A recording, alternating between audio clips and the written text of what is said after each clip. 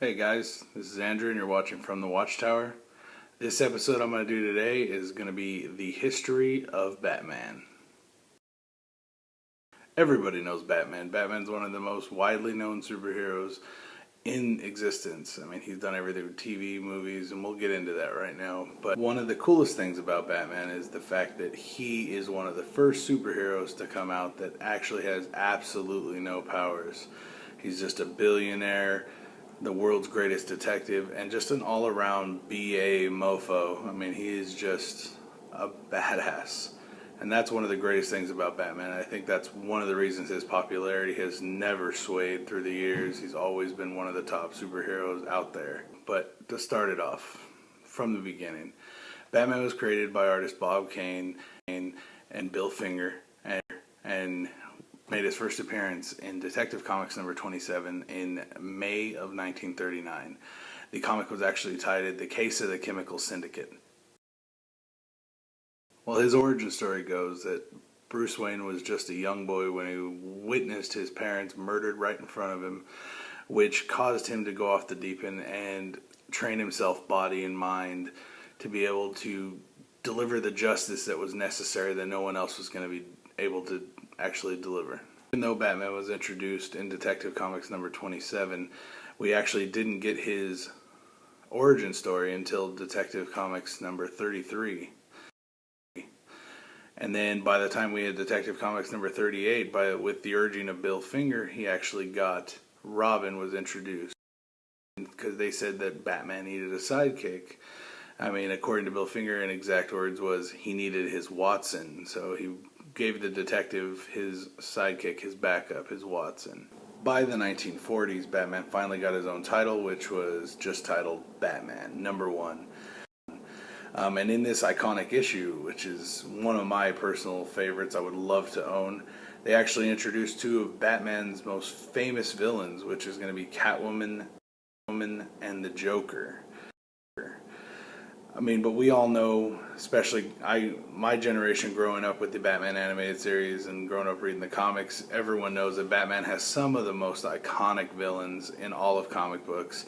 I mean, you got Two-Face, Poison Ivy, Bane, Scarecrow, Ra's al Ghul. I mean, you have like the powerhouse of villains when it comes to Batman. But that's here nor there. So 1940s Batman has his title. He gets going on his own, and it's a hit. 1950s and 60s, Batman's comics were really, really campy and just humorous. They were made to coincide with the current Adam West TV show, which to me was an amazing show. I loved watching it. It was just funny. It was always something hilarious going on. It was always a cool little experience that you get to watch a Batman live action TV show, which I'll never forget growing up. It wasn't until 1969 and throughout the rest of the 70s that Neil Adams actually got into drawing Batman and turned him back to the way he was originally supposed to be. Returned him to his dark roots and made him basically the Dark Knight.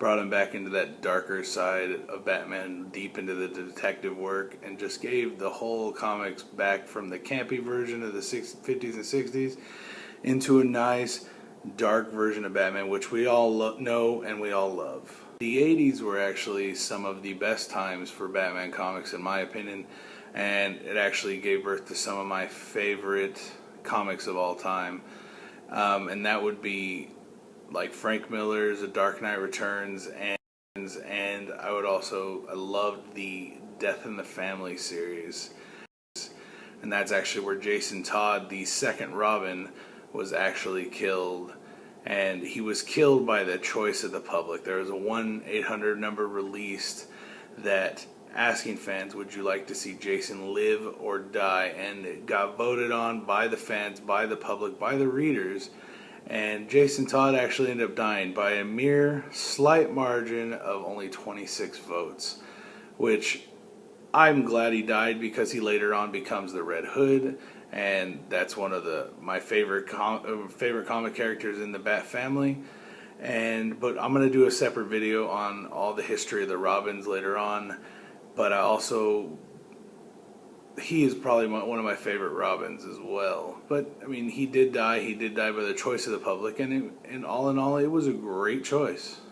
Since we are on Robin, real quick, since you might not know how many Robins there are, just a quick touch on it. Like I said, I'm not going to go into great detail, but there have been 6 Robins in the history of Batman.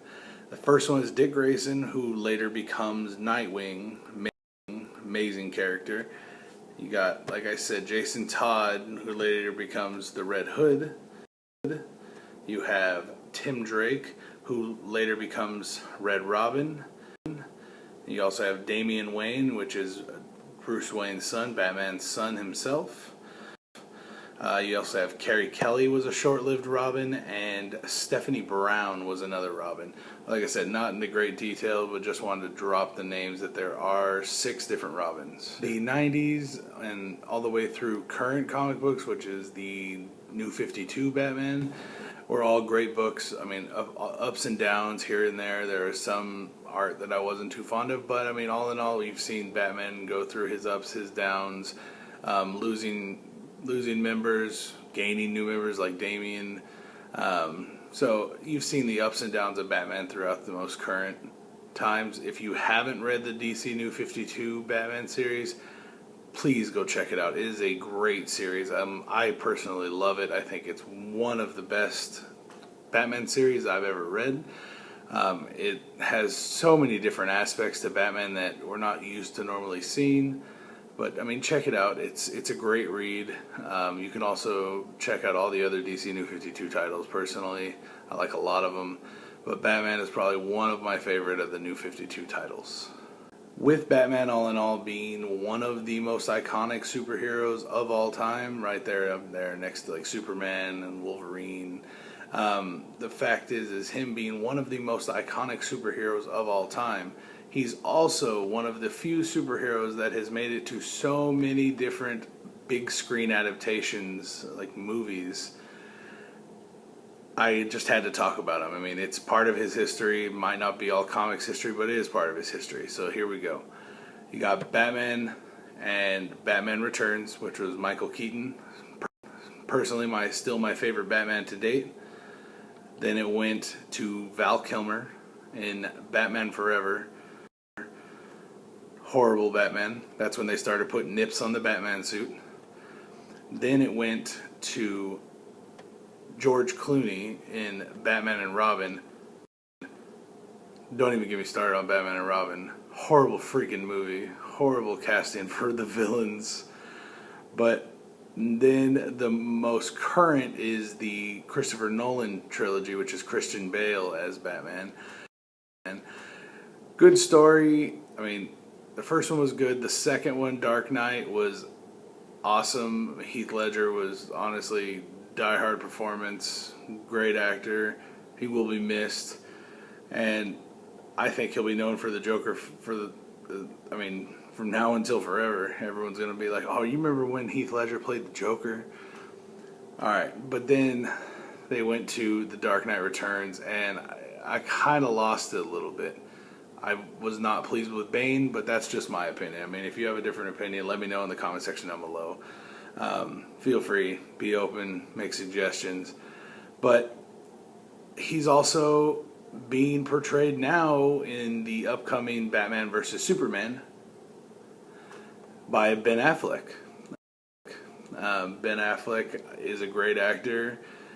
He ruined Daredevil, but I'm going to give that to the bad writing of that movie. But so I'm giving Ben Affleck a chance as Batman. I've decided to open myself up. Some of the brand new shots are pretty awesome looking. It looks like they're going more towards the Frank Miller Batman.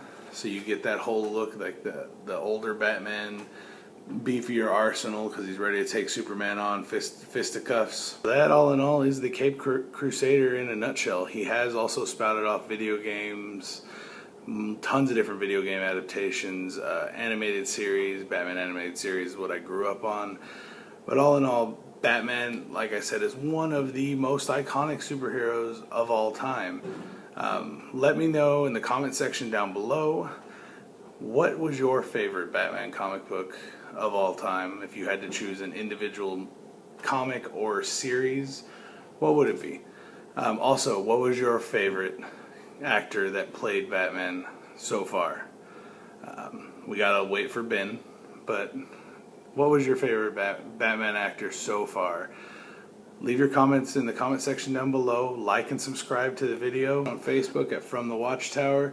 You can also check out the other page I'm a part of, which is Justice League Heroes United. Both great pages, and will both immerse you in the world of comic books and all nerd culture. Remember, check us out there. You can always follow me on Twitter as well at Andrew Van Cal. I'll leave a link for everything down below. But like and subscribe. Tell me what you think. If you guys have a suggestion for a video you'd like me to do, or a history of, which is what I really want to focus on, is doing a bunch of history of. So if you'd like to give me a suggestion for another history of, I'll write it down and I'll get on it right away. But you've been watching From the Watchtower.